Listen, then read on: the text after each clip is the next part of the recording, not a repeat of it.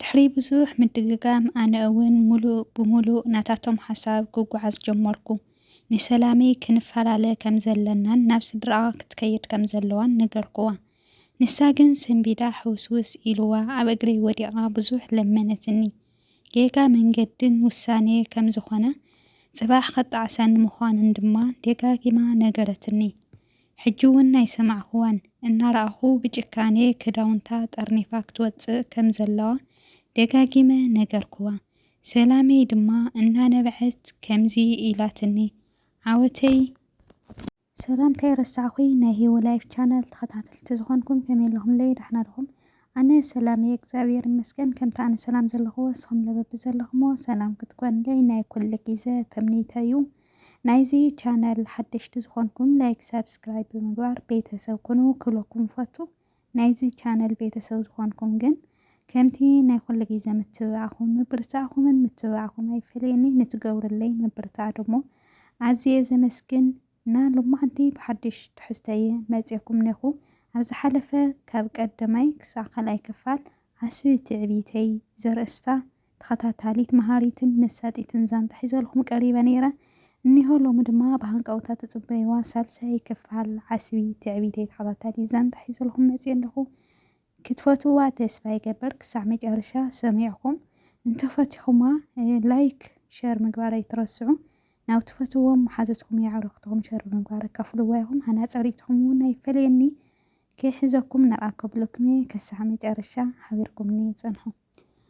ዓስቢ ትዕቢተይ ተኸታታሊት ዛንታ ሳልሳይ ክፋል።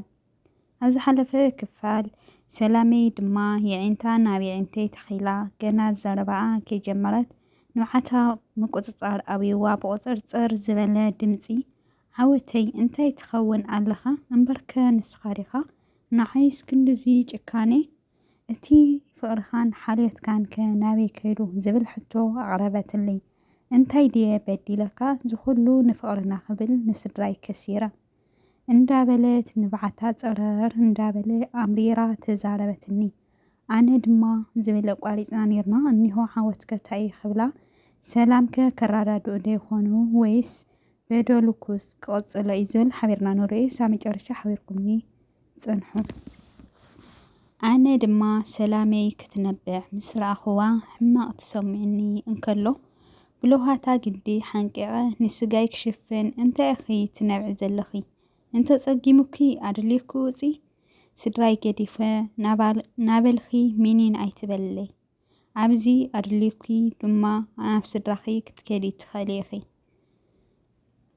ነቲ ዝሓስብልኺ ሃፍታም ወዲ ከመርዒኺ ይኽእሉ እዮም ሕዚ ክትከዲ ትኽእሊ ኢኺ ኢለ ብትዕቢትን ብድፍረትን መለስኩላ። ሰላመይ ግን ቤጃኻ ደኒና ብንብዓት ንዘረባ ዝኸውን ዓቕሚ ሲኢና ስቕ በለት። ኣነ ድማ ገዲፈያ ወፃኹ። ሕልናይ ግን ቤጃኻ ባ ተመለስ እንታይ ትኸውን ኣለኻ ብምባል ሓተተኒ። ኣነ ግና ነቲ ሰይጣናዊ ሓሳብ ድፉን ልቦናን ከዳምፅ መሪፀ።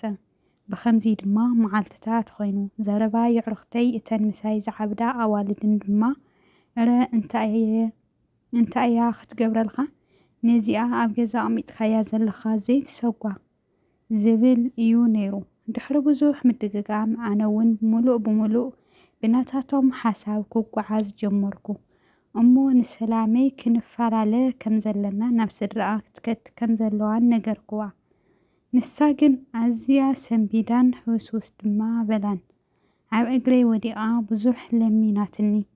ጌጋ መንገድን ውሳነን ከም ዝኾነ ጽባሕ ከጣዕሰኒ ምዃኑ እውን ኣፀቢቓ ነገረትኒ።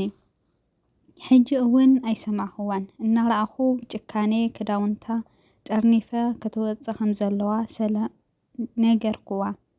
ሰላመይ ድማ እናነበዐት ከምዚ ኢላትኒ ዓወተይ ደሓን ክወፅልካ እየ ግን ሓደ መዓልቲ ክዝክረኒ ኢኻ ሓንትን ከባድ ቃልን እያ ነይራ። ቀልበይ ሙሉእ ልሙሉእ ተደፊኑ ስንጓና ከም ዝበሃል ጌጋይ እናተረድአኒ እንከሎ ናይ ለቅፂ ሰሓቅኩዋ ክምስ ድማ በልኩ። ሰላመይ ድማ እናነበዐት ካብ ገዛ ወፅያ ተሓዘረት።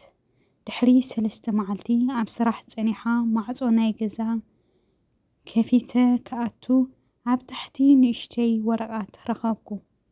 እንታይ ምዃና ክፈልጥ ኣልዒለ ድማ ከፈትኩዋ። ከምዚ ድማ ትብል ነበረት፣ ዓወተይ ይቅርታ ዝበደልኩኻ ነገር እንተሎ ይቅርታ፣ እንተንስኻ ግን ንዓይ ከምዚ ኣይግባአንን ነይሩ።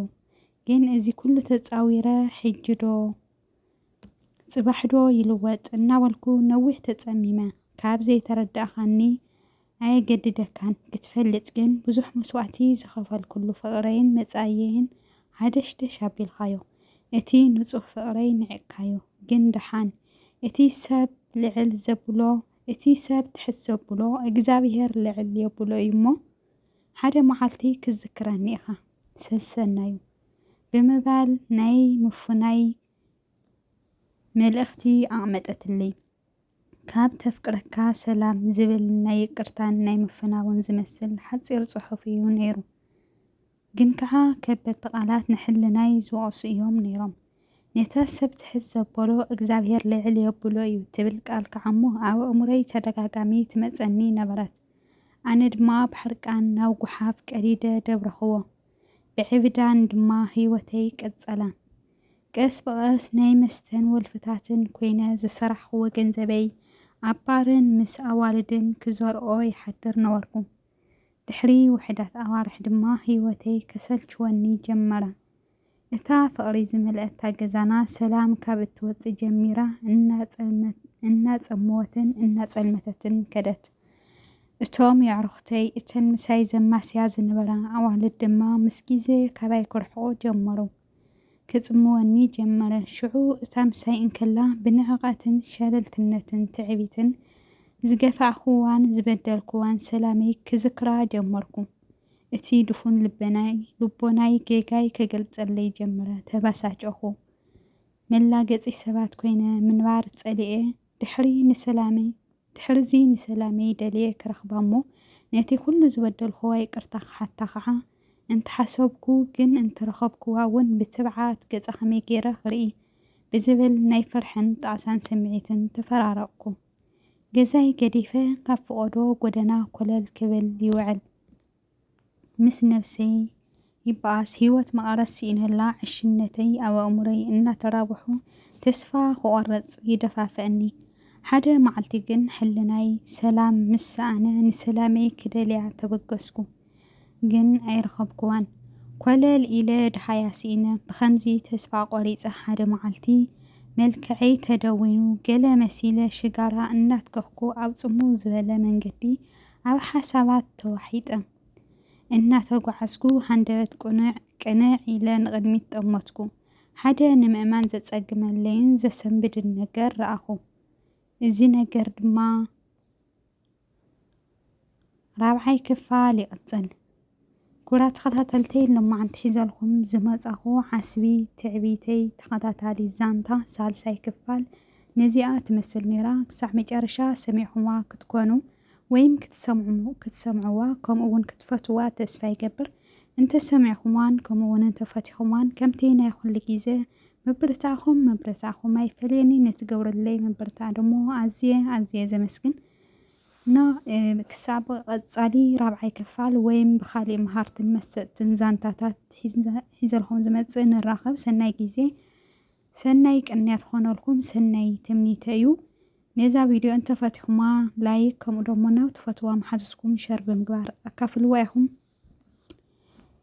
ከምኡ ድማ ላይክ እና ናፅሪእተኹም ምብርታዕኹም ኣይፈለየኒ። ቤተሰብ ዝኾንኩም ላይክ ሸር ምግባር ኣይትረስዑ። ዘይኾንኩም ደሞ ላይክ ሰብስክራይብ ብምግባር ቤተሰብ ኩኑ ኩለኩም ፈቲ። ቅርታስ ናይ ሰዓል ድምፀይ ይርብሸኩም ይሁሉ። ሳዕ ብኻሊእ ትሕዝቶ ነራኸብ። ብድጋሜ ሰናይ ቅንያት